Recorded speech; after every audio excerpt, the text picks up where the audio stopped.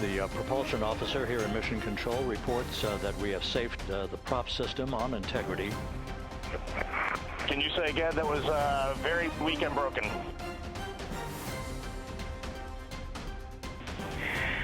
Integrity, Houston did not call.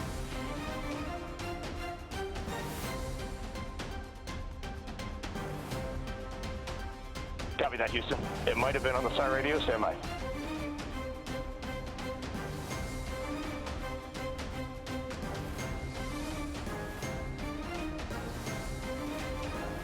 All of the milestones were executed in perfect fashion. Integrity entering the Earth's atmosphere right on time, reaching its peak speed shortly after a blackout period began. We emerged from the blackout period, but the recovery imagery airborne assets were able to pick up Integrity's descent almost immediately through entry interface, tracking the vehicle all the way down. And finally, you saw the sequence of chute deployments. First, the forward bay cover being pulled off the top of the vehicle by a series of 3 parachutes. Then the drogue chutes were deployed, followed by the 3 main chutes that slowed the splashdown velocity of Integrity to just 19 miles an hour.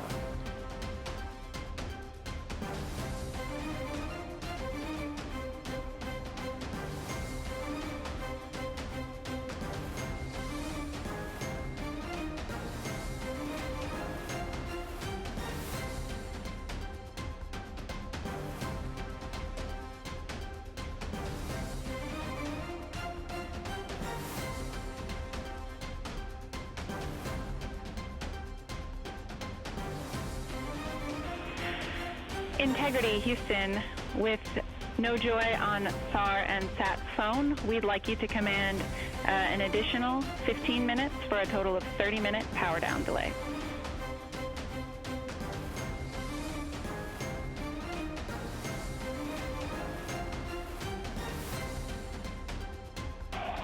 All right, Jackie, we just selected T/D+30. No joy on SAR radio or sat phone. And stand by, we have the master diver on SAR radio. Please hold comms. Hey Lily, excuse me, hey Jackie, we just got the master diver on SAR.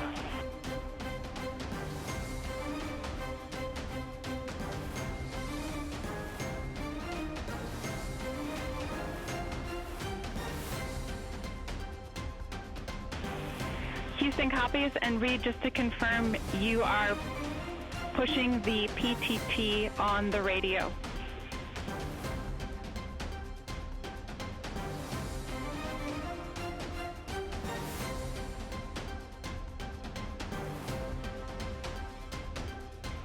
So as we continue to sort out the communications between Integrity and the recovery teams, we are standing by for the initiation of the power down procedures that, as you see, the recovery teams are moving towards the side of the capsule.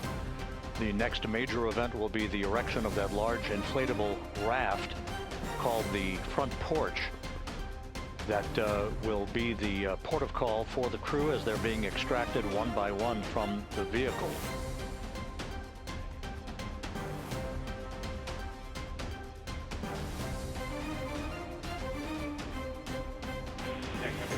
Integrity, Houston, for sat phone, we are going to attempt to call you.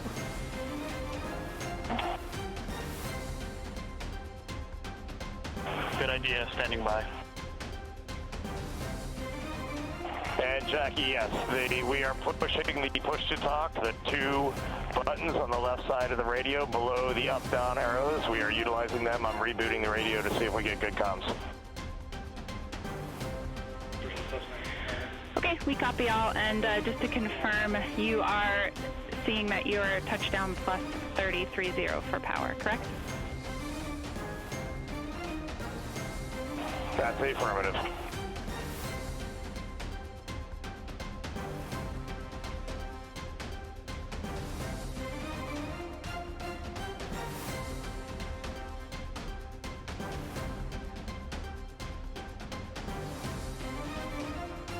We are trying a backdoor approach to have Mission Control here call the crew on their satellite phone. This is all part of the coordination for the power down of the vehicle that will initiate the actual recovery operation. The first boats with the Navy divers on board are standing by, waiting to close in on integrity to begin the process of erecting the large inflatable raft that's called the front porch that will be where the astronauts are extracted from so that they can have a few minutes to get their land legs back before they're hoisted aboard the Navy helicopters for the flight back to the deck of the USS John P. Murtha.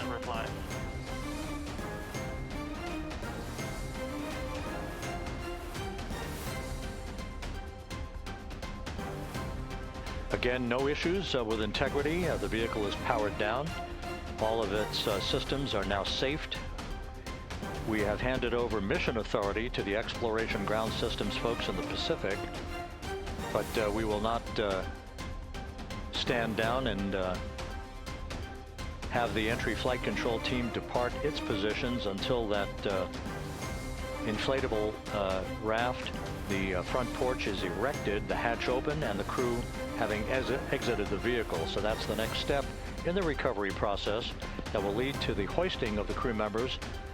For 2 crew members for each helicopter, they'll be hoisted to a pair of Navy helicopters that will then fly a short distance back to the USS John P. Murtha.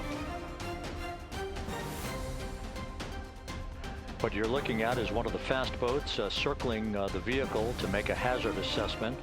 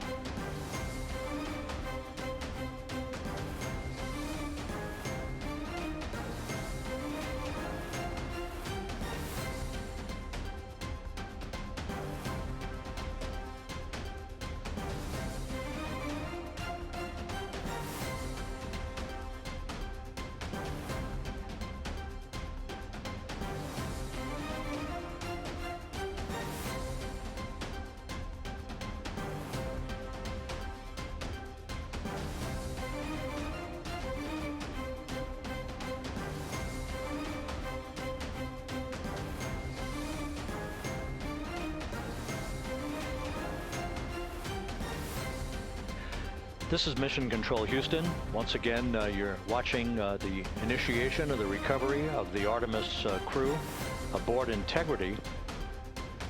All of the Navy divers and the fast boats are now approaching the spacecraft after conducting a hazard assessment. The vehicle has been powered down.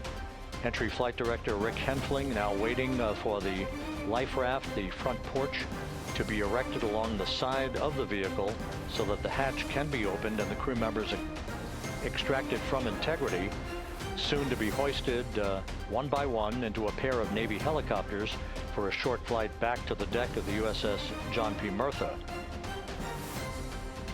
If you missed it earlier, we talked to Flight Dynamics and received a more official touchdown time or splashdown time, as it were, of 7:07 and 27 seconds p.m. Central Time, 5:07 and 27 seconds p.m. Pacific Time. That would equate to a mission elapsed time of 9 days, 1 hour, 32 minutes, and 15 seconds.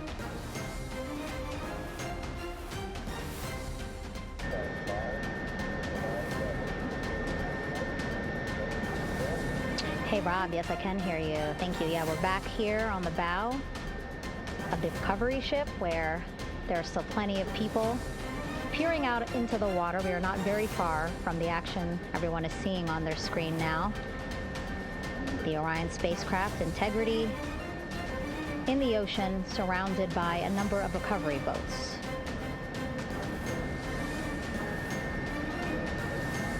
As Rob has been saying, in those recovery boats, NASA and Navy personnel specifically trained to get the astronauts out of Orion.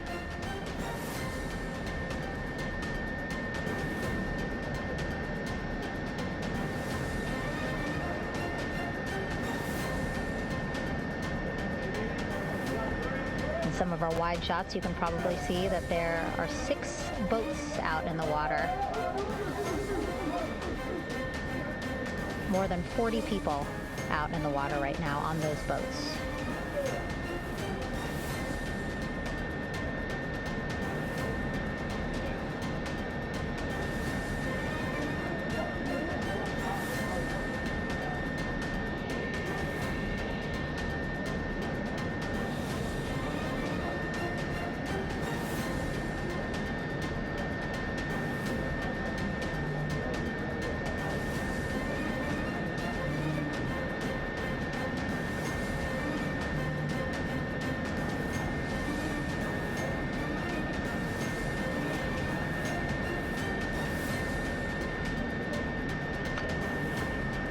First order of business is to set up the front porch and the stabilization collar.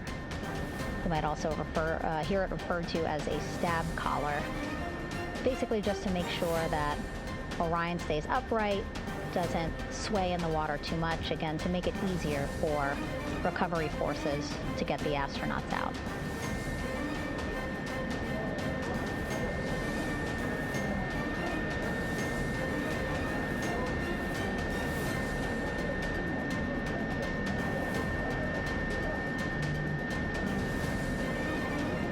Again, we splashed down in the Pacific Ocean just after 5 p.m. Pacific time here. It's a requirement by NASA to be able to get the crew out of Orion within 2 hours of splashdown. So doing great on time so far. Plenty of time. No rush either.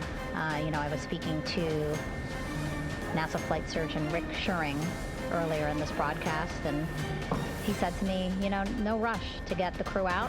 Just want to make sure that they're feeling good, and whenever they're ready to take their step out of Orion and onto that large raft, the front porch, folks will be ready.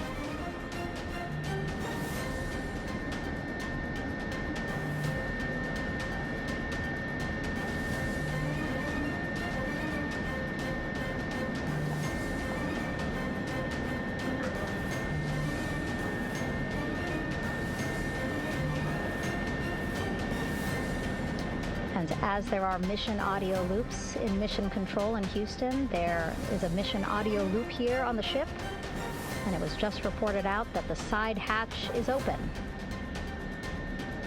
Side hatch of Integrity is open. You're getting these beautiful shots from our aerial assets. The ship itself, where I'm on, just 3,000 yards away. Again, plenty of people on the boat here, glued to the side closest to where they can see all this action. And again, with Just 3,000 yards separating us. Great views from the bow here. You can see now that side hatch is open. One of the Navy personnel is about to get inside there.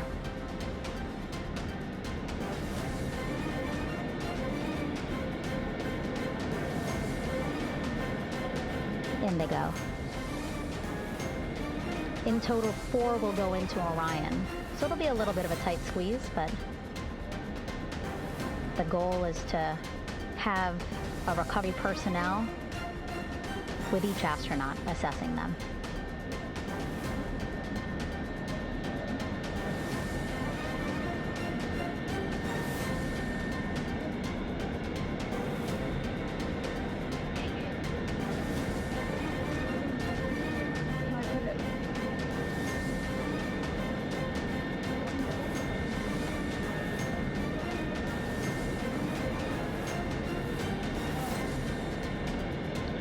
Boat's getting closer now.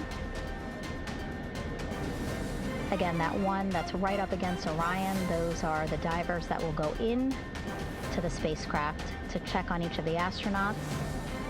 These other boats will begin doing a number of things, putting on that stabilization collar onto Orion, building that front porch.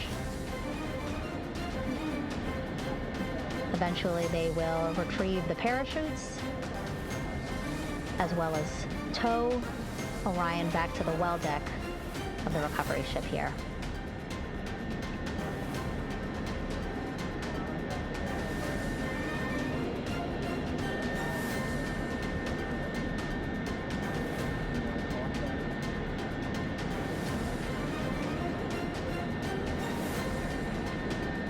And so as we wait for the Navy and NASA personnel to get their assessment of the crew inside of Orion, why don't we toss it back to Rob for an update? Yeah, thank you, Megan. Here in Mission Control, Flight Director Rick Henfling and the entry team of flight controllers still on duty. The vehicle has been powered down for some time now. There are no hazardous gases emanating from integrity. That, of course, allowed the recovery personnel to approach the vehicle and then open the hatch to begin the initial medical assessment of the crew, as you just indicated. Now we're standing by for the erection of that inflatable raft, the front porch, alongside of the vehicle that will enable the crew to be extracted one by one onto the raft, have a moment or two to get their land legs back before they're hoisted into 2 hovering Navy helicopters, 2 crew members for each helicopter, for a short flight back to the deck of the USS John P. Murtha.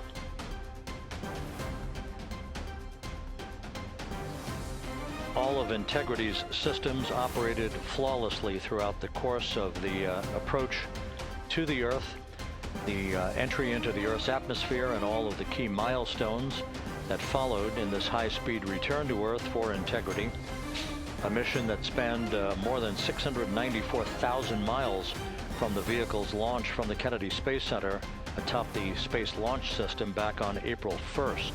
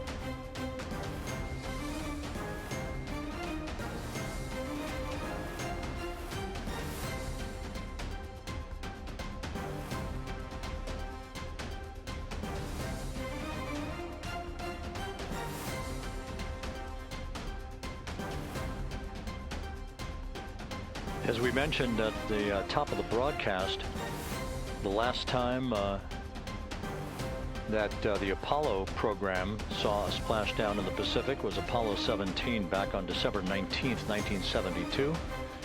So for the first time in 53 and a half years, we have reenacted that with the arrival of Integrity's astronauts as they flew around the moon in that historic lunar flyby that began with a trans-lunar injection burn that took them out of Earth orbit following 24 hours of a high Earth orbit trajectory. The high Earth orbit trajectory enabled flight controllers here to have a full 24 hours to evaluate the systems on Integrity and the condition of the crew before they would commit to flying to the moon.